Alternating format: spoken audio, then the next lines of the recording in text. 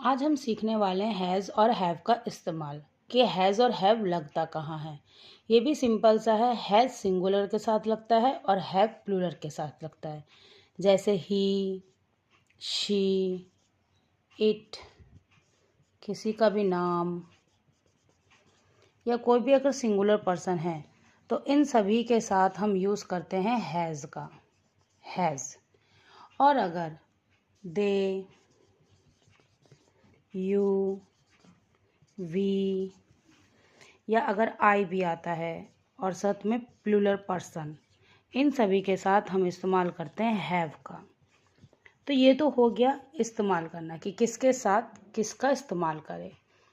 तो सिंगुलर के साथ हैज़ यूज़ करो और प्लूरल के साथ हैव यूज़ करो। अब हैज़ और हैव की मीनिंग क्या होती है? हैज़ हैव की मीनिंग होती है कि कोई चीज़ मेरे पास है, पास। जब कोई चीज़ हमारे पास हो तो हम उसके लिए हैज़ और हैव का इस्तेमाल करते हैं।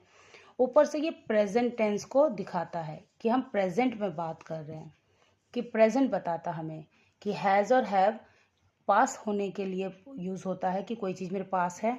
ऊपर से प्रेजेंट में यूज़ करा जाता है कि कोई बात प्रेजेंट में है। जैसे हम एग्जाम्पल के लिए अगर मैं बोलूँ कि आई हैव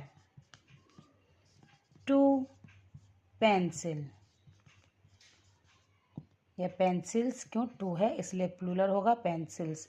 तो आई हैव 2 पेंसिल्स, मेरे पास 2 पेंसिल है। ऐसे ही अगर हैज़ के लिए करें तो शी के साथ क्या लगाएंगे हम? सिंगुलर है तो हैज़ लगेगा। तो she has a new bag. तो यहाँ पे डिफरेंस ही देखो आप, हैव जो लग रहा है आई के साथ लगाया है, हैज़ जो लग रहा है वो शी के साथ लगाया है। यहाँ पे आई जो है थोड़ा एग्जेप्शन है कि आई के साथ हैव लग रहा है, लेकिन हैव प्लूरल के साथ ही लगता है। लेकिन यहाँ पर एक एग्जेप्शन यही है कि आई के साथ भी हैव लगेगा।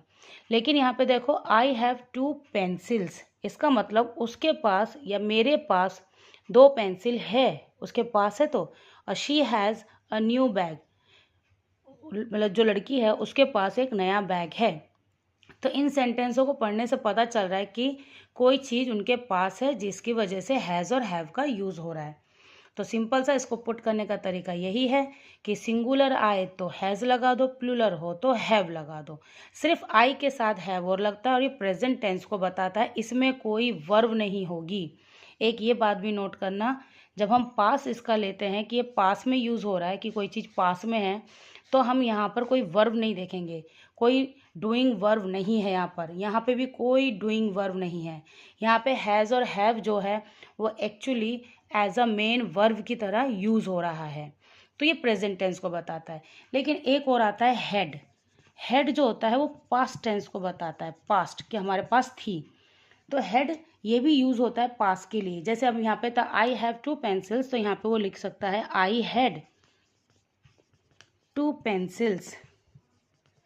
इसका मतलब हो गया उसके पास 2 पेंसिल थी। ऐसे ही अगर मैं करूँ शी के लिए तो she had a new bag, उसके पास एक नया बैग था।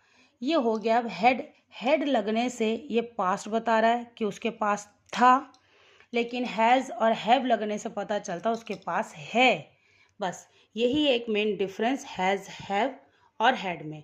हैज़ हैव प्रेजेंट की हेल्पिंग वर्ब है और हैड पास्ट की हेल्पिंग वर्ब है।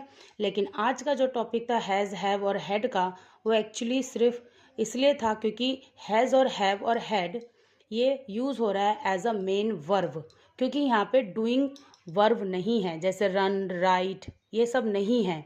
इसकी वजह से हैज़ हैव और हैड यूज़ हो रहा है एज अ मेन वर्ब।